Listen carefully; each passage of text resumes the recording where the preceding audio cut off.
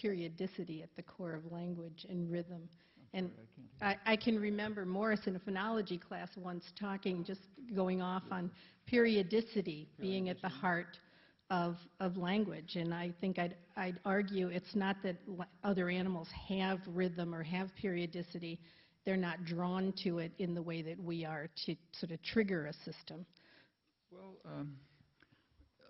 there is, I'm sure you know this, but there is by now pretty good evidence that children can pick out prosodic structure very quickly.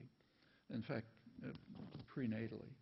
So Jacques Miller's work and subsequent work showed that newborn infants can distinguish the language of their mother from some other language spoken of by a bilingual woman, which they've never heard, immediately, as soon as you can do experiments.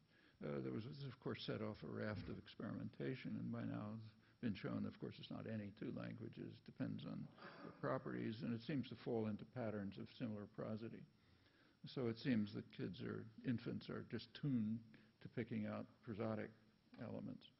There is work, I think, mainly by, some of you know a lot more about this than I do, so correct me, but the most that I know is by Laura Ann Petito, finding special structures in the brain, which apparently she claims are humanly specific, that pick out certain kinds of rhythm roughly at the size of a syllable.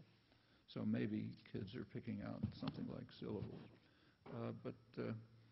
And then it's again, by say 6 months or so, I think kids pretty much have mastered the prosodic structure of their language.